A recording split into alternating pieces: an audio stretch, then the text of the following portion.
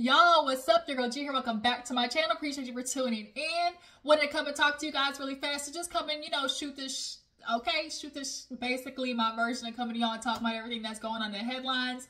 I didn't really get a chance to discuss what was popping off here recently with Diddy and King Harris. King Harris decided to tell his daddy he gonna stand on business, okay? And in regards to King standing on business, we'll start asking legit questions of where did he get this from? Where did he learn this behavior? Why does he have this behavior? A lot of people are gonna pay attention to the acts of King Harris instead of understanding the initiators of his act. What is causing him to act this way?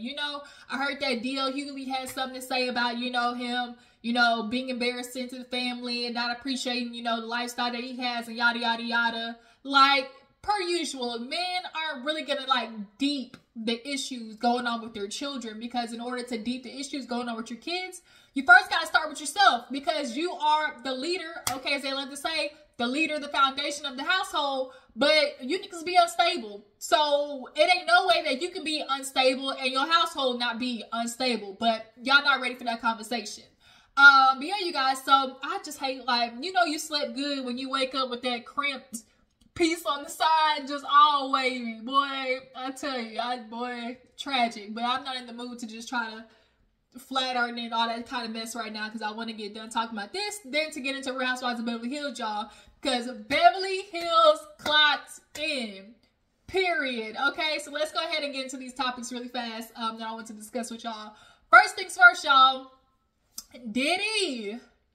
Boys looking like closed curtains for Diddy. It's about to be Surviving Diddy next year on Lifetime, and it's gonna be worse than R. Kelly, for real, for real. So if y'all hadn't heard, Diddy just got, snip, snip, ho, cut from Revolt. He is no longer the chairman of Revolt. In regards to his lawsuit, it's basically, it's a sequence of events, and it's time. It's time, because if it's for real, people been chatting about Diddy. But the problem is, when you have such a big public figure, people focus on ooh, shiny over here, that when all the information be coming, people are just distracted by what's thrown in their face, and Diddy is so always, boom, bow, pow, with the parties, with the music. Y'all know the videos where he be dancing on the front. He's like, look over here, just look at me dancing in this video over here. Meanwhile, it's literally everybody over here chatting cash money about everything they've been through with this man. And so now all we're seeing is these clips of, and the thing is, they're resurfaced clips. That's the Aggie part. Because people oh, why people coming up now? Why people saying stuff now? No, it's not that they're saying stuff now. People been saying stuff, people been saying stuff. Especially, so with, him losing everything in Revolt, I'm finding out information, allegedly, basically, the reason that, one, he's down from Revolt, and two, Cassie got the settlement so quick, is because she, not only sued Diddy as an individual, in an independent way, she also sued him as an employee, okay? Because she was signed to Diddy. So, because she was an employee, the company was like, hell no, nope, give her the money. We ain't doing it, because it's different when you have them, employee SA cases, attached to the company name. So they was like, nope, cash her out, clear the bank, give it to her. Then not only that, on top of that, Diddy, hey, hello, ring, ring. Yeah, this your last day. Don't even come. Don't even try to bring your white box to empty your office. It's okay. We'll have the shit sent to you. Good luck on your endeavors going forward. And I don't feel bad for him, because it's we are always seeing stories of these men, these high-powered men,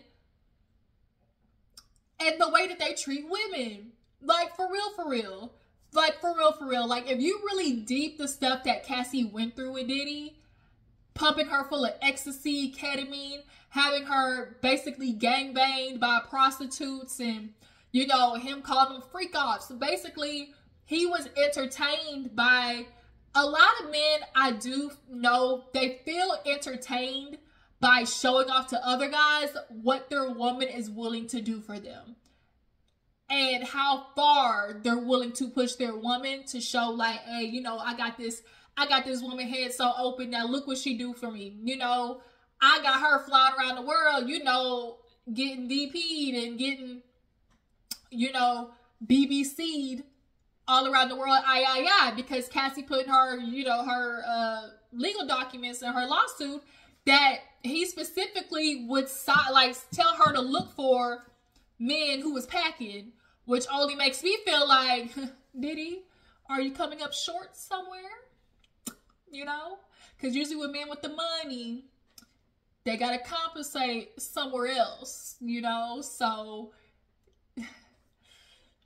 he definitely probably was compensating it because he couldn't deliver. I don't know if it's necessarily just that it's small or that it could be a micro peen. We never know. But at the end of the day, he wasn't the one packing, clearly. So he was, you know, taking out his frustration of what he couldn't do by having other men do it to Cassie. That's my opinion on that. And it's really sad because people are talking about like, oh, she agreed. This is why I get so upset, because it's like, oh, she agreed to it. That's why they pick women young. They pick women who have not established relationship boundaries because they haven't had the experience yet to know how to establish relationship boundaries. She was 19, y'all. 19. I know, like, you think you're grown at that age, but obviously when you get older, you realize you ain't grown. Like, yeah, technically I'm a legal adult, but you're not grown at 19. They're big in the world. Not only that, like the lifestyle, the rich and famous, and how influential that can be. Not to mention, we don't know this girl's background. We don't know how she grew up, the situation with her mom, her dad, how she was, you know, mentally, emotionally. Like, people don't understand these decisions and being in, you know, smoochive relationships. Like, there's a lot of components that play in it, that are at play. So it's like y'all keep just trying to just dumb it down to, oh, she agreed to the decision, when it's so many things that compound together, especially just in the fact that y'all basically train women. The conditioning in society is for a woman to do whatever to please her man. So then when women go out here doing whatever to please a man, y'all be like, well, what'd you do that for? Literally, ever since we're girls, we're literally told a man's gonna come save you. You're gonna have your fairy tale, and the man's gonna provide it for you. You know, but for him to provide that for you, you know, make sure you're submissive to him, and make sure, you know, do what he needs to make him feel like a man. You know, all of these things are hardwired in the women's brain. So when your husband says, or your husband or man you're in a long-term relationship with, not only that you have been mentally, emotionally manipulated by, when he says, hey, I want you to do this, and you're 19 and you've never been in this situation before, you're thinking, I mean, I guess I got to do it. You know, I mean, if this is what he wants for me to, you know, be in a relationship with him, then I guess I'll agree to it. Because quite possibly, had she been a 30-year-old, she might not agree to it. She would have been less inclined to, which is why these niggas pick literally teenagers. Literally. So it's really frustration every time we have this conversation, because it's just like all of it wrapped in one. We always discuss that the patriarchy exists, but when we come down to the solution of how to unjumble this mess that's been created of the world and how men and women interact, y'all don't want to start at the top. Y'all always want to start all down here. It's a patriarchy, meaning the men are at top, meaning the men are the leaders, but y'all don't want to start there. Y'all don't want to start with the men. I'm confused. I'm Confucius. Y'all look for every which way, and y'all want to put it on the women first, because it's like, well, y'all accept it. Y'all do it. Y'all want to try to equate, yes, women, their accountability in this situation is accepting the bad behavior. But the fact that y'all are really trying to equate women accepting the bad behavior to the men distributing the bad behavior, y'all can scoff with that. For real. Like, really off, like, really get, like, for real. Because it does, they don't equate. They don't equate.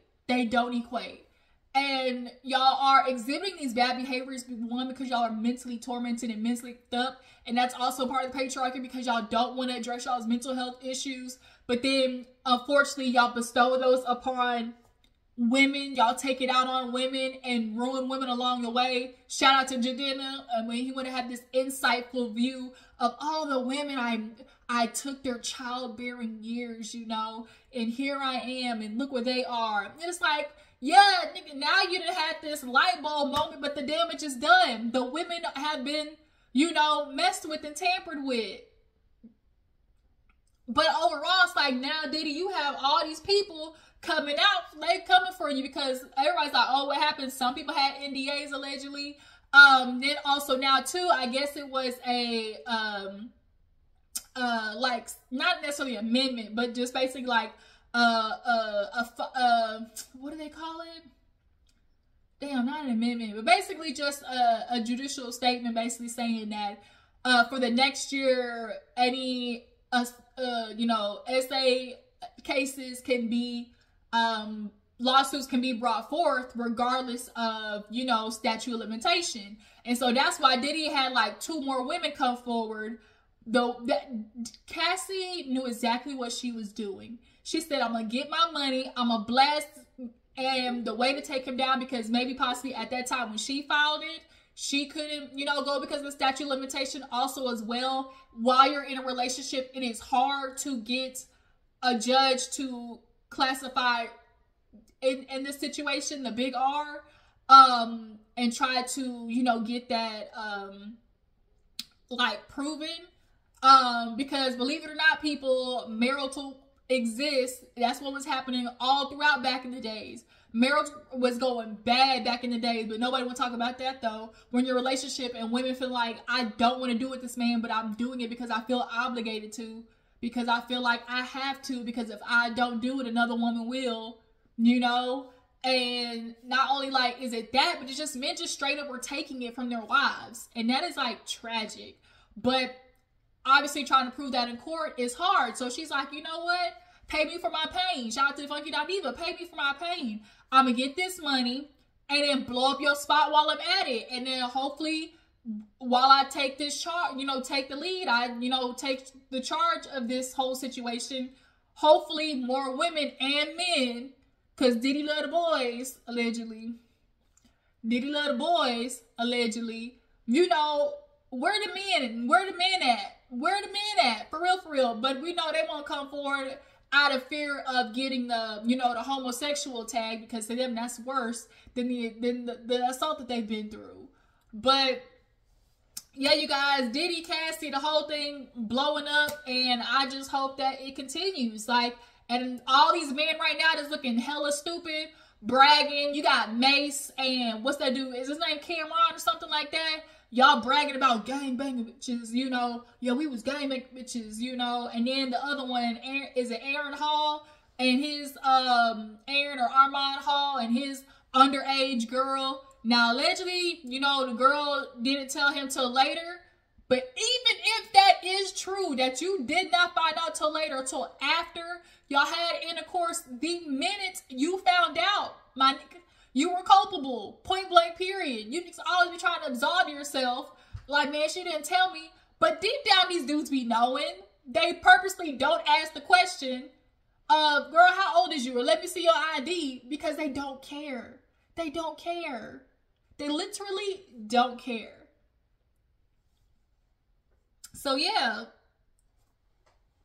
Let it open. Let the flow. You niggas are stupid. Just go ahead and tell all your business on social media and let us know what kind of dude y'all are. Gang banging bitches, you know. To my, yeah, my dick big, you know. All these dudes, celebrities, Jamie Foxx, Denzel Washington, they all see me, you know. Yeah, that's his name, Aaron Hall or something like that. Armand, yeah, hey, can't no girl tell me that my dick wasn't big, you know. She a liar. Like, oh, just bragging. And y'all was talking about the way men perform masculinity is so toxic, because the only way they know how to perform masculinity is including women. Ain't that the funny part, the nuance of that? How women are beneath y'all, where, you know, we're underneath y'all, but yet y'all need us to confirm your masculinity? How are we so in lack and so beneath y'all, but yet y'all need us to validate your masculinity and validate you being a man? So if you ask me, we're really the ones in power, which is why y'all are pissed off about it.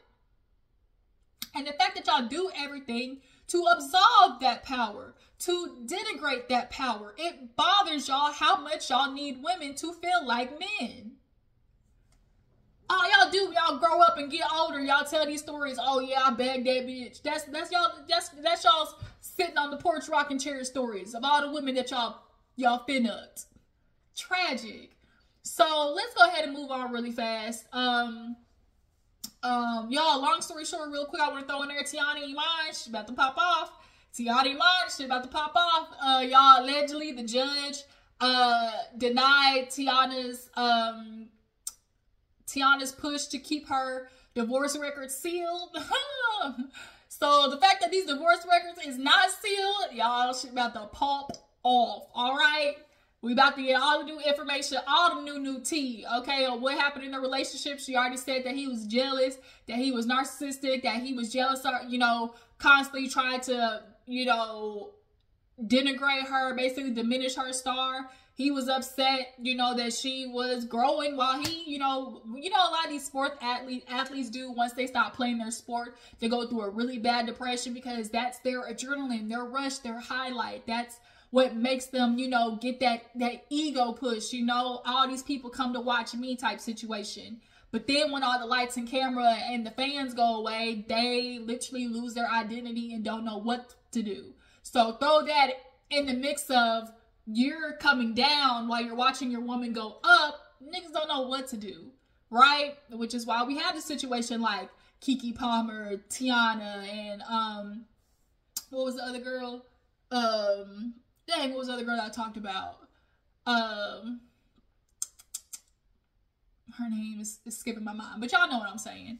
But yeah, you guys, so let's go on really quick and get to the big bang shebang. Y'all, King and Tip Harris. Where do we start? Let's start with the fact that this is something that we haven't not heard before, or we shouldn't be surprised by, because the truth is, when that story came out about Deja and her talking about how Tip had her taken to the gynecologist to make sure that her hymen was intact after she snuck out. First of all, what was you gonna do if she did have sex? What were you gonna do? The deed was done. Like, literally the deed was done. Were you just gonna lock her up like goddamn Rapunzel or something and not let her come down? You so worried about her going out there, but you was all high and mighty. I remember on the show when King was talking about him having sex, and you was cool with it. Yeah, as they say, it's cool when they do it, but probably I do it, right? But not only that, but just in watching T.I. and his interactions, he's a very hard-headed nigga for one. He thinks he's smart, but because he's the biggest and most powerful one in his group and of the hood, you know, that he has around him, he's the most, you know, maybe probably the most eloquently speaking. You know, he loves to throw a few big words out there to, you know, expeditiously seem like he's smart, you know. He feels like, because in his world, he runs it and everybody believes him in his world, that everybody else on the outside, you know, is going to see the same thing and believe the same shit. But I don't, T.I. I'm listening to your son when he says, eunuchs didn't raise me. My grandmother raised me. Because what King is talking about is the everyday hustle and bustle of who's with me when I wake up? Who's with me when I get dressed in the morning? Who's helping me brush my teeth and put my clothes on? Who's taking me to school, dropping me off at school, picking me up from school, you know, taking me to games consistently, not sporadically, but for the most part. When I come home, who's prepping the meals, you know, who's helping me with my homework, those type of things. Because truthfully, honestly, that's where kids interact the most with their parents. It's through the everyday life hustle and bustle. But because y'all were T.I. and Tiny, y'all know music stars, y'all were out. Club hopping, performing, after parties, right? Zanique said it. She said that her grandmother raised her. So another child then said it too. It ain't, King not lying. But for me, it's crazy because Tip, you're looking at a reflection of yourself and you don't like it. And that's the crazy part. Because when we look how Tip has acted in the past, and not only how he acted with that promoter literally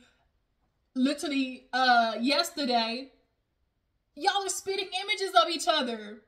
Stand on business, right? Y'all literally are spitting images of each other. And you wonder where his disrespect comes from. Nigga, he learned it from you. King is posturing this, oh, I'm hood, I'm from the streets, I stand on business, because he feels like that's really and truly the only way that he's gonna get respect from T.I. He sees how T.I interacts with the other men in his circle, how he interacts with people in business, and he's probably seeing like, he's not gonna respect me if I'm, you know, eloquently speaking and more, you know, Carlton Banks of it all, or more quiet and reserved. T.I.'s one of those dudes, he gets off in their circle, they rank on each other, they bag on each other, they look for ways to poke at each other, you know, he's an antagonizer, and he does not like being challenged. So it was sad because you're watching him do that in front of company, you know, at this game. And then Tiny, yo bitch ass, and I'm gonna call you that for a reason, because it is very clear throughout the duration of y'all's relationship, Tip was probably doing a lot of shit to these kids, and you were standing by because you didn't want to catch the wrath of T.I. Because he can be a very verbally man. You can see it. He can be a very verbally abusive and mentally and emotionally abusive man. Not only that, he can't keep his dick in his pants. We already know that much.